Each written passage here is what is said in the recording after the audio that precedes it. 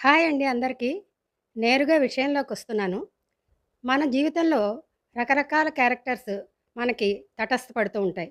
లేదా మనం చూసినవో, విన్నవో, గమనించినవో, మనకి దగ్గర వాళ్ళ అనుభవాలో, ఇలా అనేకమైన సంఘటనల ద్వారా ఆయా సంఘటనల్లో వచ్చే పాత్రలని మనం అనలైజ్ చేసుకోవచ్చు. అలా నాకు సరదా కూడాను కొంచెం. ఆ క్యారెక్టర్‌లో మంచుంటే తీసుకోవడం, చెడుంటే ఇలా చేయకూడదు అనే తెలుసుకోవడం, కొన్ని సరదా అయినవి ఉంటాయి. అలా ఈరోజు ఒక సరదా క్యారెక్టర్ గురించి ఒక చిన్న సందేశాన్ని గూడా మిళితం చేసి మీతో పంచుకోబోతున్నాను. ఫంక్షన్ అంతా అయిపోయి భోజనాలకు లేచారందరూ. 1, 2 బ్యాచ్‌లు అయిపోయాక వడ్డిస్తున్న వాళ్ళం ఒక నలుగురం మాత్రం ఉండి మిగతా అందరినీ కూడా కూర్చోబెట్టాం భోజనాలకి. అందరికీ ఒక విడత అన్నీ వడ్డించి పదార్థాలుంచిన టేబుల్ దగ్గర నిలబడ్డాం నలుగురం. అందరూ తినడం మొదలుపెట్టారు. ఒక 2 నిమిషాలు అవ్వగానే, "ఏమేయ్! వీళ్ళందరికీ నెయ్యి వడ్డించండి ఒకసారి." సూరమ్మ అమ్మ గట్టిగా కేకేసి పిలిచింది. సరే నెయ్యి తీసుకుని బయలుదేరాను. చిన్న కారు వాళ్ళైతే ఒళ్ళొచ్చేస్తుందని, పింపుల్స్ వస్తాయని, ఎందుకంటే ఎందుకు మీరు నెయ్యేసుకోరంటే అదే చెప్తున్నారు వాళ్ళు. ఇలా బ్యూటీ కాన్షియస్‌లో భాగంగా నెయ్యి వేసుకోకపోగా, కొంచెం వయసు వచ్చిన వాళ్ళు నెయ్యి వల్ల వెయిట్ పెరుగుతామేమో, ఒళ్ళొస్తుందేమో అని నమ్మకమో, అపనమ్మకమో నాకు తెలీదు గానీ, నెయ్యి అనేది తగ్గించేశారిప్పుడు చాలామంది. అందరూ చేతులు అడ్డం పెట్టారు వద్దని. అందరికీ అడుగుతూ సూరమ్మమ్మ దగ్గరికొచ్చాను. ఆవిడ చక్కగా చెయ్యి పట్టి, నిండా వేయించుకుని, అన్నం మీద చుట్టూ వేసుకుని, తినడానికి ఉపక్రమించారు. నేను మళ్ళీ టేబుల్ దగ్గరికొచ్చి నిలబడ్డా. మరికొద్ది సేపటికి సూరమ్మమ్మ నుంచి మళ్ళీ ఒక పిలుపు. "ఏమేయ్! కూరలేం గావాలో అడగండి వీళ్ళకి" అని తనకి అటుపక్కనున్న వాళ్ళందరికేసి చూపించింది. నేను మా చెల్లెలు ఒకసారి మొహమొహాలు చూసుకుని కూరల గుత్తి పట్టుకుని బయలుదేరాం. ఎందుకంటే అంతకుముందే ఒకసారి మారు కూడా అడిగాం కూరలు. అందరూ చేతులడ్డం పెట్టిన వాళ్ళే. నేను అటో ఇద్దరిని, ఇటో ఇద్దరిని అడిగినట్టుగా అడిగి సూరమ్మ అమ్మ దగ్గరికొచ్చి నిలబడ్డా అర్థమయ్యి.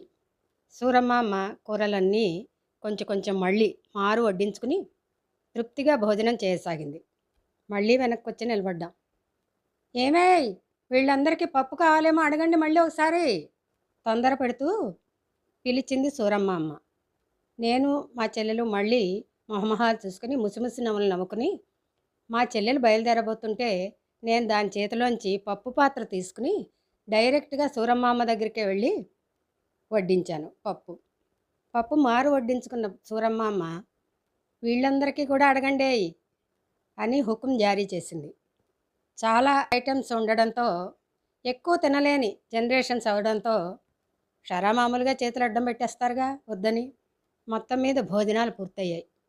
ఈ సూరమ్మామ లాంటి వాళ్ళు ఫంక్షన్స్‌లో భోజనాలప్పుడు తమరికి కావాలని అడగకుండా ఇలా తమాషాలు చేయడం చూస్తూ ఉంటాం అప్పుడప్పుడు.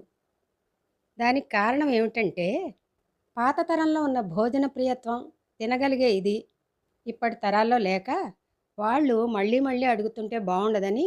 దీనికి కారణం ఏమిటో తెలుసా? దిష్టి అని. ఇలా తంటాలు పడుతూ ఉంటారు పాపం. ఇకపోతే ఈ దిష్టి అనే దాని గురించి ఇది ఉందా లేదా? నిజమా కాదా? దీని గురించి నేనేమీ నిర్ధారణ చేయను. నాకు తెలియదు కాబట్టి. ఇదే సూరమ్మమ్మ ఇంట్లో మా వాళ్ళు చెప్తూ ఉండేవాళ్ళు. పిల్లలు పుడితే వాళ్ళంతట వాళ్ళకి నడక వచ్చి బయటికి రావాల్సిందే తప్ప పసిపిల్లల్ని బయటికి కూడా తీసుకురారు దిష్టి అని అని చెప్తూ ఉండేవారు. నేను కూడా గమనించాను.